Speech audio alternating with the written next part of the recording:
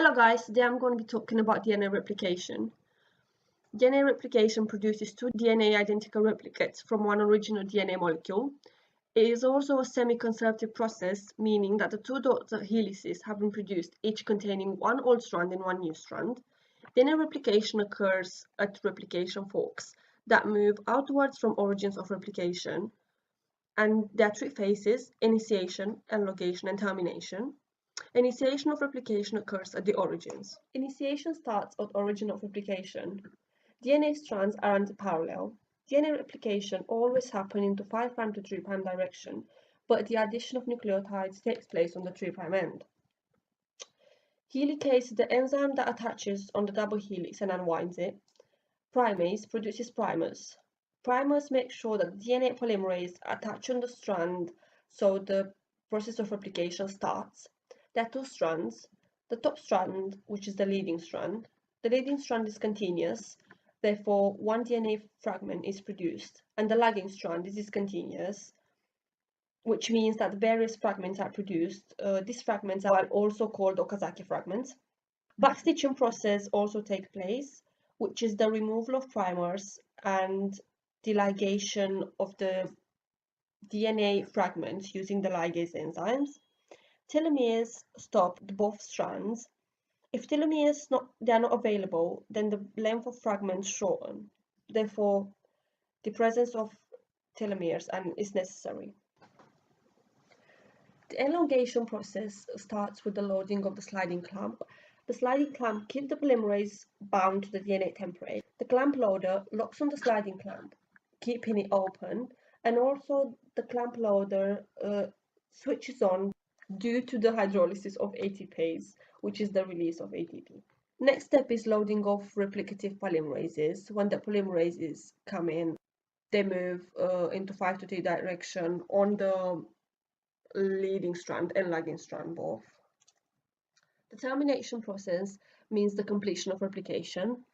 On the leading strand, the only primer is removed, and then on the lagging strand, all the various primers are removed, and then all the Okazaki fragments are ligated using the ligase enzyme. The enzymes used in replication are listed below. First one is topoisomerase. Topoisomerase stops DNA from supercoiling and relieves tension.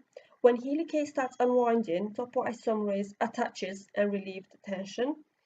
It also cuts the DNA so it doesn't supercoil and cleaves it. Helicase enzyme unwinds the double helix. Primase enzyme produces primers, and then the primers make the DNA polymerase attach to the strand to add free nucleotides. Single-stranded binding proteins are proteins that make sure the two strands don't attach. And then DNA polymerase. DNA polymerase has two catalytic sites. One is adding nucleotides and one is proofreading. They both happen in the same time. During proofreading, if the nucleotide attached is wrong, an exonuclease removes it, and then the polymerase attaches again the right nucleotide.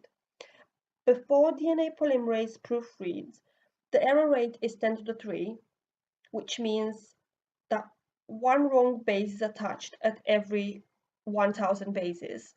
And then after the proofreading, the error rate improved to 10 to the 6, which means that one wrong base is attached in every 1 million bases. Telomerase replicates the last couple of nucleotides because DNA polymerase is not able to replicate them. And also the last one, the sliding clamp and clamp loader. As I said in the previous slide, the sliding clamp clips the polymerase bound to the DNA template, and then the clamp loader, it's attached on the sliding clamp, keeping it open, and also the release of ATP takes place. Here's the reference that I've used for the diagram. That's the end of the video. Thank you for watching. Don't forget to like, comment and subscribe to our channel. If you've got any questions, comment below or email us. Thank you.